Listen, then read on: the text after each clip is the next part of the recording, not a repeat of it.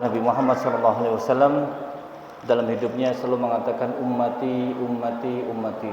Jadi dalam kehidupannya beliau selalu melakukan atau memohonkan kepada Allah Subhanahu wa taala agar umat beliau selalu dilindungi oleh Allah Subhanahu wa taala, dan harapan beliau kita semua bisa masuk surga Allah tanpa hisab. Maka oleh sebab itu Nabi selalu menasihatkan kepada kita semua untuk lebih hati-hati dalam melaksanakan atau menjalani kehidupan dunia yang tentu tidak akan lama, kita hanya sebentar. Apalagi Nabi selalu mengatakan umur umatku itu mabaina sittin wa sab'in. Umur umatku itu rata-rata usianya antara 60 hingga 70 rata-rata secara umum. Karena biasanya agak sulit di atas itu. Kalaupun ada, itu adalah keistimewaan, berarti Allah memberikan kesempatan kepada orang yang sudah berumur di atas 70 untuk semakin meningkatkan ibadahnya, memperbanyak bekal yang sewaktu-waktu malaikat pun datang menjemput ajal, itu tidak ada kata permisi. Maka oleh sebab itu memang ajal itu adalah rahasia dari Allah Subhanahu wa taala. Kenapa kok dirahasiakan? Biar kita ini siap-siap. Ketika dijemput, kita sudah siap dengan amal yang akan kita pertanggungjawabkan kepada Allah Subhanahu wa taala. Para hadirin yang berkah Allah Subhanahu wa taala, pada malam hari ini memasuki tanggal 1 Muharram, yang otomatis 1 Muharram ini adalah tanggal 1 daripada bulan Hijriah. Sebenarnya sejarah mencatat awal baru Hijriah ini itu dimulai sejak pemerintahan Khalifah Sayyidina Umar bin Khattab. Dalam keterangan Sayyidina Umar bin Khattab ini, ketika beliau sudah menjabat 2 tahun setengah. Jadi Sayyidina Umar sudah menjabat, karena Sayyidina Abu Bakar hanya sebentar, 2 tahun beliau memimpin pemerintahan Islam. Terus kemudian Sayyidina Abu Bakar meninggal. Maka setelah Sayyidina Umar menjabat, ini sebenarnya banyak surat yang datang. Banyak surat, tapi yang menjadi pikiran beliau di saat itu, seperti yang sudah digambarkan dalam Muhyiddin Khazin dalam ilmu falak, dalam teori dan praktik. Jadi beliau menyampaikan dalam keterangannya, ini dimuat di media NU online. Jadi beliau menyampaikan, karena waktu itu Sayyidina Umar lagi diam diri, bingung. Ini surat banyak masuk, tapi nggak ada tanggalnya. Jadi bingung. Ketika surat banyak berdatangan dari beberapa tempat, baik dari kerajaan yang non-muslim maupun dari pemerintahan Islam, gubernur di sekitarnya, maka kadang-kadang bingung, ini kapan masuknya, ini hari apa masuknya, tidak tertulis. Jadi Sayyidina Umar berpikir, gimana enaknya biar pemerintahan ini tertib administrasinya atau tertib manajemennya. Karena Sayyidina Umar ini pernah dipuji oleh Michael ya, dalam ada orang 100 berpengaruh dalam kehidupan manusia, termasuk diantaranya Umar bin Khattab. Disebut oleh beliau mengatakan Sayyidina Umar ini walaupun beliau menjabat di awal-awal pemerintahan Islam, tapi pemikirannya modern, berpikir bagaimana ini Islam tetap maju. Sehingga ketika Sayyidina Umar berpikir diam sejenak, kemudian datang surat dari Abu Musa al-Asy'ari. Abu Musa al-Asy'ari ini kebetulan dalam buku ini disampaikan beliau menjadi gubernur, ditugaskan gubernur di Basrah. Basrah itu salah satu kota di Irak. Karena Irak itu merupakan kota yang sangat besar saat itu. Basrah, ada Kufah, ada Basrah. Maka ketika Abu Musa al-Asy'ari ditugaskan di sana, beliau mengirim surat. Maka ketika dilihat kapan, bagaimana membalas surat ini, kapan nyampainya surat, sehingga hanya Sayyidina Umar pun menyampaikan kepada para sahabat, gimana ini caranya. Kita nih harus punya kalender tersendiri katanya. Kita tidak mungkin mengikuti kalender non-muslim yang sudah mengandalkan menggunakan kalender Masehi. Tidak, kita harus punya kalender tersendiri, kata Sayyidina Umar bin Khattab. Kemudian setelah itu baru Sayyidina Umar mengumpulkan berbagai sahabat.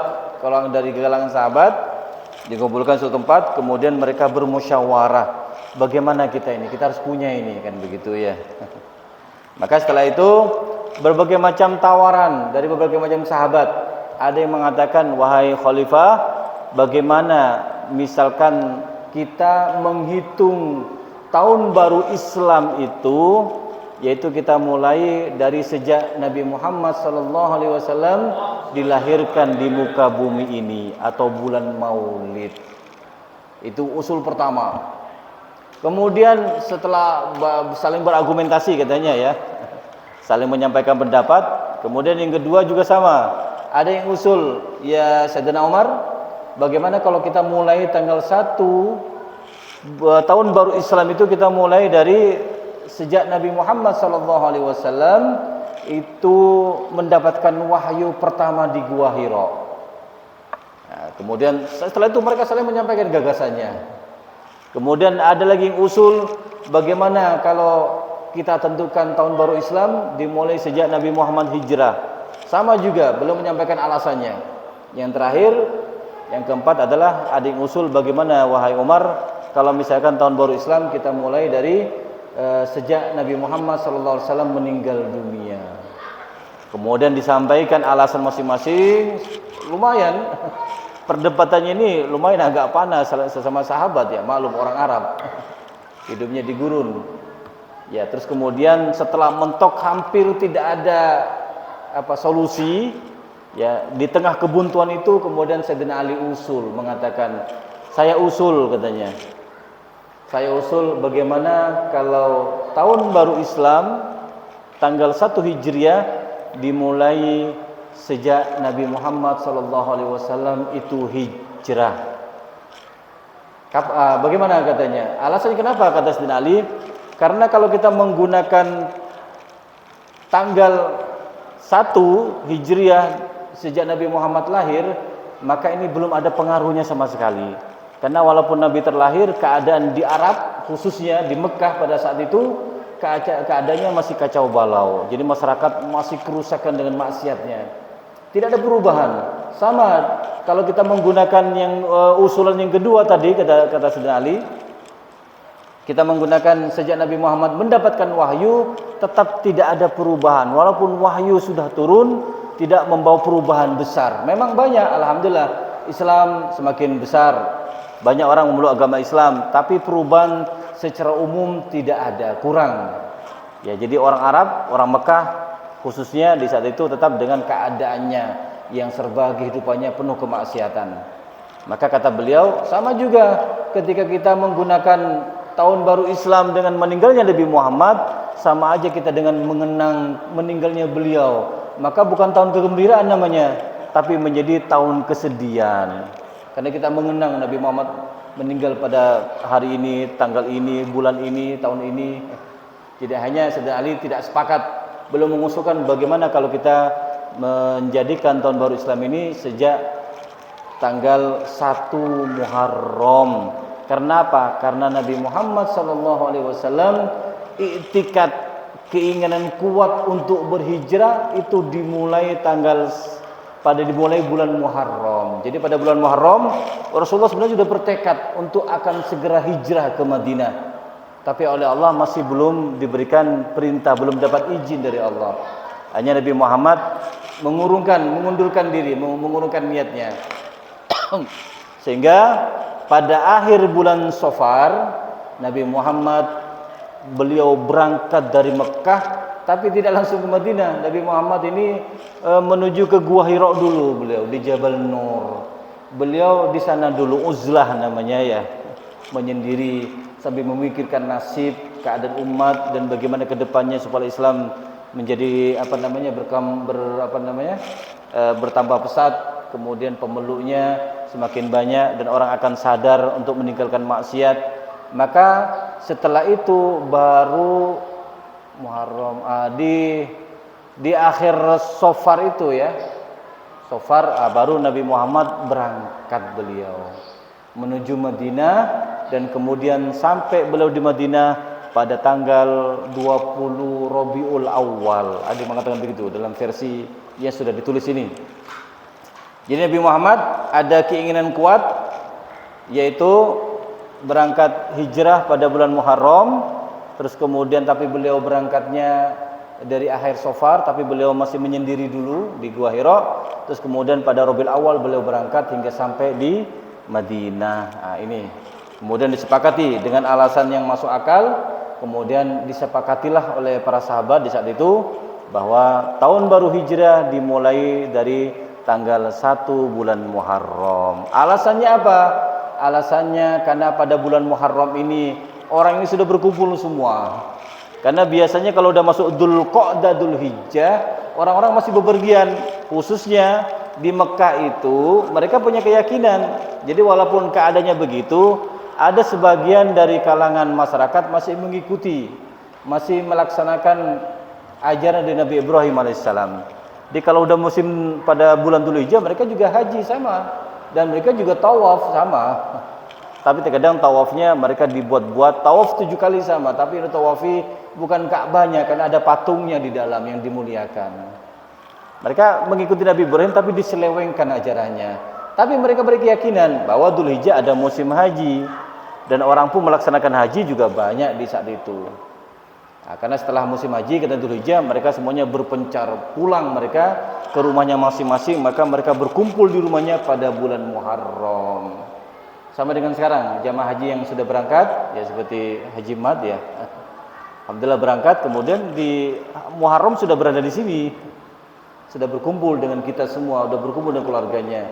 Maka ini sangat baik kalau Muharram dijadikan sebagai awal tahun baru bagi Islam. Dan ketahuilah para bapak ibu yang berkah Allah Subhanahu wa taala, ternyata Muharram itu sudah dijalani ya. Kemudian diputuskan saat itu. Jadi pada masa Sayyidina Umar sudah masuk ke 17 Hijriyah. Jadi ketika diputuskan bahwa tahun baru Islam hidup pada tanggal 1 Muharram, pada saat itu sudah dianggap masuk pada Hijriyah yang ke-17. Jadi 17 tahun kemudian diputuskan bersama bahwa kita sudah mempunyai tahun baru sendiri, yaitu tahun baru Hijriyah, tahun baru Islam yang dimulai pada tanggal 1 bulan Muharram. Alhamdulillah. Para hadirin bagi Allah Subhanahu wa taala, memang ada sedikit perbedaannya antara Hijriyah dengan Masehi. Karena kalau Hijriyah itu menggunakan perputaran bulan yang dihitung. Jadi kalau bulan sudah habis, maka ketika bulan sudah kalau kita dalam istilah Kementerian Agama ada ru'yah hilal kan begitu ya. Maka ketika sudah bulan nampak berikutnya itulah berarti tanggal 1. Maka kalau Masehi yang dihitung menggunakan perputaran matahari. Dan selisihnya antara Masehi dengan Hijriyah 1 tahunnya itu apa istilahnya? Kalau Hijriyah itu kalong 11 hari atau bisa 12 hari. Jadi kalau misalkan setahun dalam Masehi bisa dipastikan 360 hari ya. Tapi kalau Hijriyah tidak 360. Jadi dalam setahun itu kalau dibandingkan dengan Masehi, itu dalam 1 tahunnya Hijriyah harinya berkurang antara 11 hingga 12 hari. Makanya kalau ditanya umurmu berapa? Umur kalau Masehi saya 60, berarti kemungkinan dia sudah 62 tahun dia. Ya, dalam Hijriyah, hanya hitungan Hijriyah. Tapi dalam Islam, hukum-hukum yang berlaku semuanya tetap menggunakan hitungan Hijriyah. Misalkan ada wanita yang dipisah oleh suaminya, ada yang meninggal dari suaminya meninggal dunia, maka hitungannya tetap hitungan Hijriyah. Sama dengan wanita yang sedang haid pertama kali usia 9 tahun, maka ketika usia 9 tahun itu yang dihitung adalah 9 tahun Hijriyah bukan Masehi. Dalam hukum fikih yang dipakai adalah hukum Hijriyahnya. Baik para hadirin bagi Allah Subhanahu wa taala, tentu dalam tahun baru Hijriah ini ya Muharram ini adalah tahun spesial dan tahun yang memang dipilih oleh Allah Subhanahu wa taala karena banyak kejadian penting dalam sejarah. Momennya pas, memang dipaskan oleh Allah pada bulan Muharram. Ini disampaikan dalam kitab I'ana At-Talibin ya, juz 2 halaman 267 disampaikan di sini. Jadi bukan satu ketepatan, bukan satu kebetulan, tapi memang Allah merancang bulan Muharram ini adalah bulan penuh dengan sejarah, bulan penuh dengan perjalanan para sahabat, para nabi, bagaimana beliau melaksanakan dakwanya penuh dengan ujian dan penuh dengan kemenangan. Di antara yang pertama dalam kitab disampaikan kitab An-Talibin, yang pertama yaitu pada bulan Muharram inilah ya. Yang pertama Allah menciptakan Nabi Adam alaihissalam di surga, itu Allah pilih pada bulan Muharram. Tanggalnya di sini tidak ditentukan, tapi yang jelas pada bulan Muharram inilah Allah Subhanahu wa taala menciptakan Nabi Adam alaihissalam. Alhamdulillah, jadi orang tua kita, manusia pertama Allah ciptakan pada bulan Muharram. Kemudian yang kedua, ketika Nabi Adam itu melakukan kemaksiat, ya, melakukan kesalahan karena makan buah khuldih katanya ya. Jadi Allah sudah memberikan kepada Nabi Adam berbagai macam kenikmatan. Ya silahkan, semua kenikmatan surga nikmati semua. Tapi satu kata Allah, jangan dekati pohon ya, syajarah ya, buah khuldih katanya gitu ya. Jangan dekati pohon ini. Silakan nikmati semua. Tapi ternyata karena rayuan dari iblis yang hasud dengan kita, yang tidak terima karena bumi dipasrahkan kepada manusia bukan kepada dia, khalifah berikutnya adalah manusia bukan dari bangsa jin lagi, maka di tengah hasudnya, dengkinya iblis kepada manusia, maka Nabi Adam pun dirayu. Apa kata iblis? Adam, ketika Nabi Adam sendiri menikmati kenikmatan surga bersama istri beliau, maka di tengah kegundahan beliau begini, Nabi Adam, ya Allah, enaknya di surga ya, gimana kalau saya keluar ini? Alangkah sedihnya kata Adam. Kalau misalkan kita tidak tinggal di surga lagi, gimana kehidupan kita ini? Karena di sini penuh dengan kenikmatan, kita butuh apapun semuanya ada. Tidak perlu pakai AC, karena sudah sejuk. Tidak perlu bingung cari kompor gas, LPG, karena makanan sudah tersedia tanpa kita masak. Jadi kita semuanya betul-betul dilayani full service oleh Allah Subhanahu wa taala. Sehingga Nabi Adam pun kepikiran, gimana ini kalau sampai keluar kita dari sini? Maka kemudian oleh iblis datangi Adam, ada supaya kamu tidak keluar di tempat ini, ada caranya. Apa? Kamu makan buah itu. Tapi kata Adam, enggak boleh, Allah itu melarang. Enggak apa-apa, kata sedikit saja katanya. Karena Nabi Adam agak kuat imannya, maka iblis menggoda Siti Hawa, wanita istri beliau ya. Ketika digoda, ya senanglah dengan nikmatan surga. Maka kemudian ketika Nabi Adam tetap kokoh pendirian, Siti Hawa yang mengatakan, ayolah suamiku, ayo biar kita tetap abadi di dalam surga ini katanya. Ayo kita makan aja sudah, enggak apa-apa sedikit saja. Allah kan Maha Pengasih Penyayang katanya.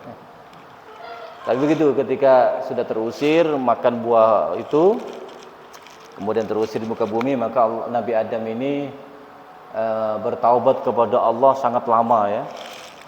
Sangat lama ketika Nabi Adam memohon taubat kepada Allah, mohon ampunan, sehingga ketika Nabi Adam turun di India katanya, di sana ada sampai gunung India itu, gunung tempatnya Nabi Adam.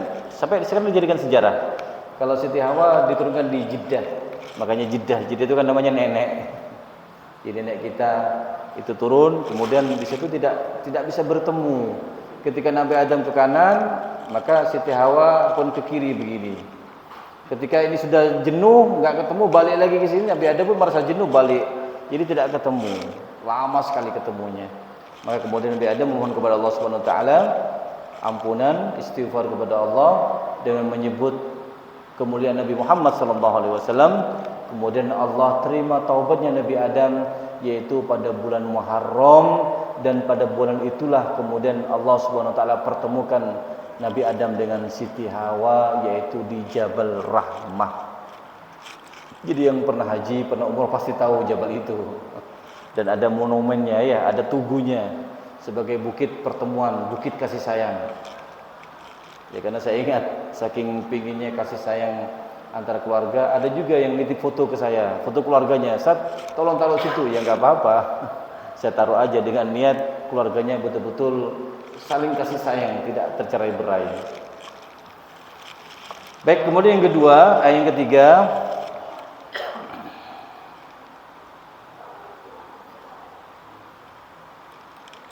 naik kemudian ya naik perahunya Nabi Nuh ke bukit namanya dengan Bukit Judi namanya, bukan judi online ya. Namanya bukit judi, namanya bukit satu tempat di mana perahu Nabi Nuh itu bukan mendarat, berlabuh ya. Berlabuh di bukit itu pas pada Muharram, sama juga bulan Muharram. Sehingga ketika Nabi Nuh sudah selesai kering air, kemudian turun dan Nabi Nuh bertanya kepada kaumnya yang berada di kapal itu. Dia bertanya apakah masih ada beras atau gandum lah saat itu. Ada, kata bagian masaknya, ada. Nabi Nuh, ada tapi sedikit, enggak apa-apa kita masak. Kemudian diambil beras atau gandumnya, karena yang di kapal itu, yang naik di kapal itu hanya 80 orang dan itu tidak cukup sebenarnya, maka berasnya itu oleh Nabi Nuh diperbanyak dengan air supaya dapat semua. Kemudian karena terlalu banyak airnya menjadi bubur. Kemudian Nabi Nuh selamatan di situ. Nah, ini namanya bubur syuro. Jadi bubur syuro itu asal muasalnya dari Nabi Nuh. Jadi kalau ada yang melaksanakan sekarang itu bukan bid'ah, itu bukan. Karena kita sudah mengikuti tradisi Nabi Nuh yang memulai, dan setelah itu alhamdulillah kita selamatan dengan bubur. Jenang katanya ya, jenang merah, jenang syuro. Ya, terus kemudian berikutnya yang keempat ini pada bulan Muharram pun dikeluarkannya Nabi Yunus alaihissalam dari perut ikan paus. Jadi Nabi Yunus ini ceritanya masyarakatnya waktu itu bermaksiat kepada Allah. Ketika bermaksiat, maka Allah mengatakan kepada Nabi Yunus bahwa malam ini gitu, aku akan turunkan adab, akan turunkan kata Allah. Terus kemudian setelah itu betul, kemudian turun semua awan yang sangat tebal akan menghancurkan kaumnya Nabi Yunus alaihissalam. Katanya Nabi Yunus pulang duluan, keluar duluan. Setelah itu ya sudah naik kapal, kata nahkoda kapalnya, ketika berada di lautan terombang-ambing begini, maka mereka mengatakan, selama saya melakukan pelayaran, biasanya kalau terombang-ambing seperti ini di kapal ini berarti ada satu orang yang bermaksiat kepada Allah. Hanya ditanya, saya bermaksiat kenapa? Ikan ini nggak terima, tahu dia bahwa di kapal ini ada yang ahli maksiat, maka dia akan menggoyang. Hanya setelah saling tunjuk, siapa ini? Ini nggak mungkin Yunus ini katanya, seorang nabi katanya. Tapi ketika diundi, pertama yang keluar namanya Yunus. Masa Yunus? Diundi lagi, keluar lagi namanya Yunus. Sampai ketiga kali Yunus, maka apa kata Nabi Yunus? Ya sudah, nggak apa-apa. Kalau memang mungkin saya yang khilaf kepada Allah, nggak apa-apa, saya yang turun, saya loncat dari kapal ini. Hanya Nabi Yunus loncat dari kapal, kemudian dimakan, diterkam oleh ikan. Setelah itu baru agak tenang laut. Karena apa? Ikan sudah tidak mengganggu. Maka Nabi Yunus berada di perut ikan selama 40 hari dalam keadaan gelap gulita, Masya Allah. Tapi masih hidup. Apa yang dimakan? Wallahualam. Mungkin makan ikan yang kecil-kecil atau apa gimana, nggak tahu. Ya jelas 40 hari Nabi Yunus hidup. Maka pada bulan Muharram, kemudian ikan tersebut mungkin diberikan rasa sakit perut oleh Allah sehingga dia memuntahkan gitu. Ketika muntah, maka keluarlah Nabi Yunus dari ikan tersebut. Kemudian dia datang ke kaumnya. Ternyata kaget Nabi Yunus, loh, Anda kok selamat semua katanya. Dan ditunggu memang ramai-ramai. Apa kata masyarakat Yunus? Kamu kemana aja? Saya nyari engkau. Loh, kenapa? Iya betul, saya ini sebenarnya udah taubat semua. Memang pada malam itu katanya turun awan tebal, akan atur adab Allah. Tapi setelah itu kami bertaubat kepada Allah. Kami sepakat semua tidak akan melakukan kemaksiatan lagi. Kemudian awan itu naik katanya. Makanya apa kata Nabi Yunus? Oh iya, berarti saya ini betul berbuat maksiat kepada Allah. Saya ini keluar pergi dari tempat tersebut sebelum ada perintah dari Allah Subhanahu wa taala. Jadi dianggap Nabi Yunus melanggar. Mestinya turun, tunggu dulu. Ketika Allah mengatakan pergi, maka pergilah. Tapi belum ada perintah pergi, Nabi Yunus berinisiatif sendiri. Dia berijtihad sendiri katanya. Ya, kemudian berikutnya yang kelima, diterimanya tobat umat Nabi Yunus ya pada bulan Muharram, betul. Yang kelima sama. Terus kemudian yang keenam, dilahirkannya Nabi Ibrahim alaihissalam. Nabi Ibrahim terlahir pada bulan Muharram. Terus kemudian yang ketujuh, Nabi Ibrahim alaihissalam diselamatkan oleh Allah Subhanahu wa taala dari api yang membakarnya. Yang membakarnya adalah Raja Namrud. Itu juga dipilih pada bulan Muharram. Nabi Ibrahim juga sama. Beliau berada di dalam api itu, kobar api selama 40 hari. 40 hari Nabi Ibrahim di dalam. Ya narukuni bardan wa salaman ala Ibrahim.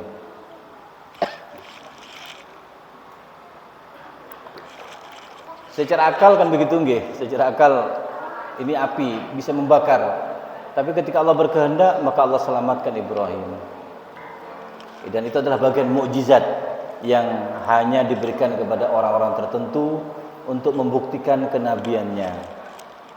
Kemudian berikutnya yang ke-8, Nabi Yusuf dikeluarkan dari sumur setelah diceburkan oleh saudara-saudaranya. Nabi Yusuf merupakan saudara yang sangat dibenci oleh saudara-saudara yang lain. Karena Nabi Yakub itu sangat sayang kepada Nabi Yusuf. Maka yang lain menjadi iri.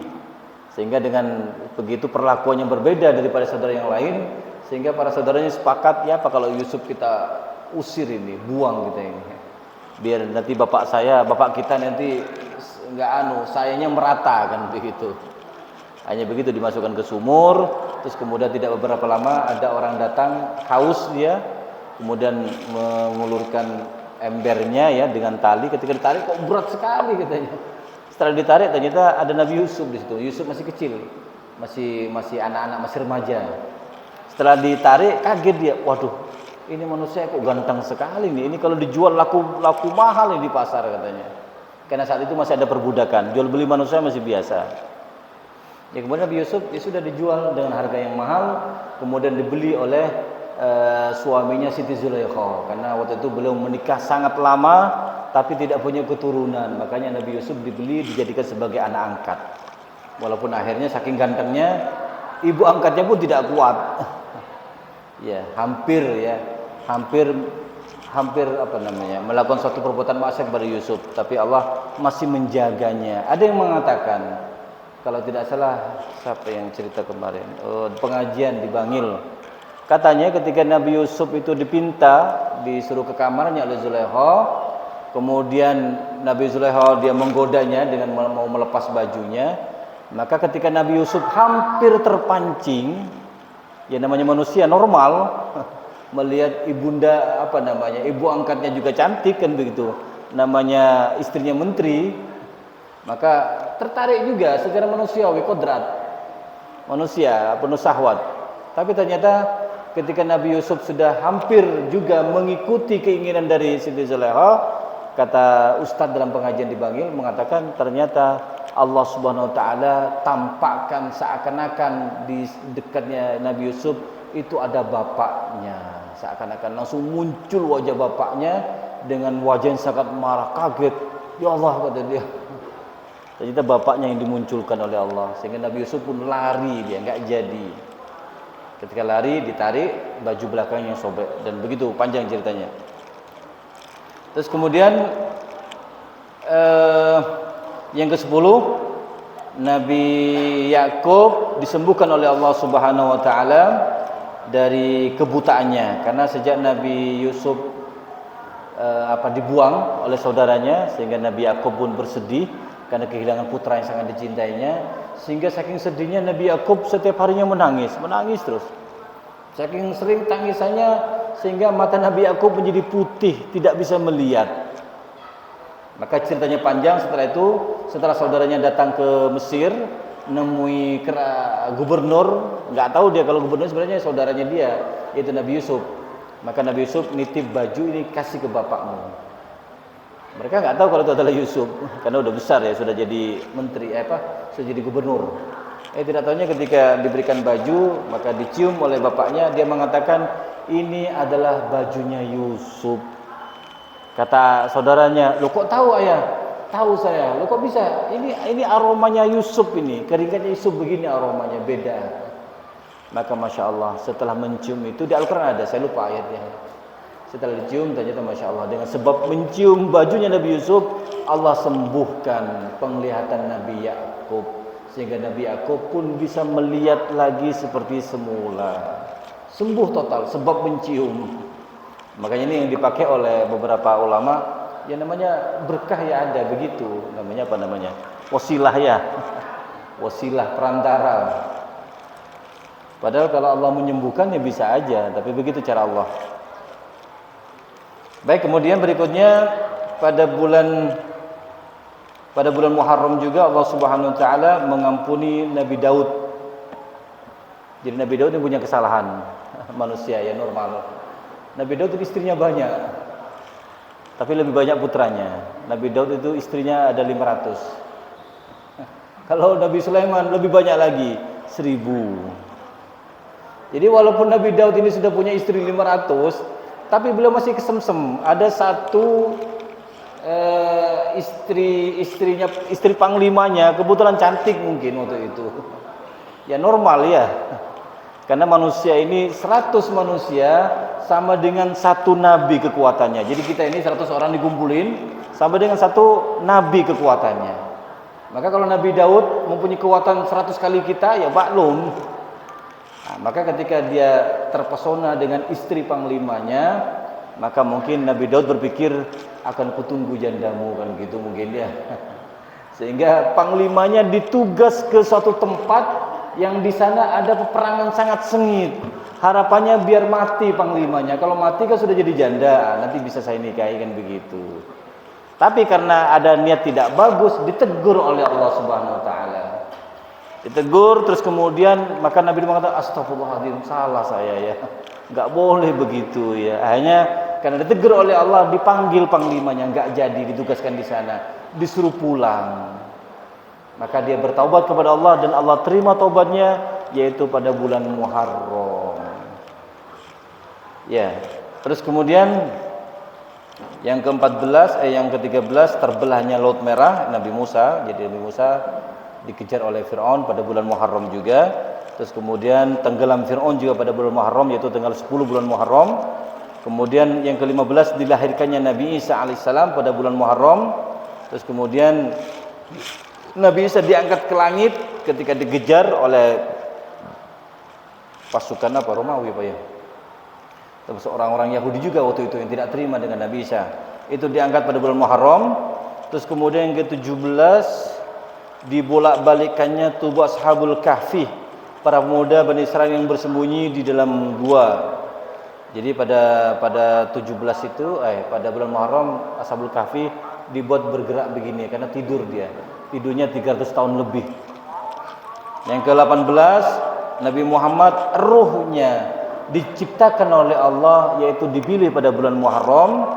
Yang ke-19 Nabi Muhammad berada di kandungan ibunda beliau yang bernama Sayyidatina Aminah radhiyallahu anha, itu juga sama pada bulan Muharram. Yang terakhir yaitu cucu beliau yang bernama Sayyidina Husain meninggal pada bulan Muharram, yaitu pada tanggal 10 yang dinamakan sebagai hari Karbala. Baik, ini yang bisa kami sampaikan pada jamaah yang Allah Subhanahu wa taala. Maka dengan momen tahun baru Hijriah ini kita berharap untuk tahun-tahun yang akan datang hingga ajal menjemput, kita memohon kepada Allah agar kita tetap diberikan semangat dalam beribadah, kemudian diberikan umur panjang penuh dengan berkah, kesehatan, sehingga bisa melaksanakan ibadah dengan baik dan semuanya diterima oleh Allah Subhanahu wa taala. Demikian kurang lebihnya saya minta maaf. Akhiran, wassalamualaikum warahmatullahi wabarakatuh.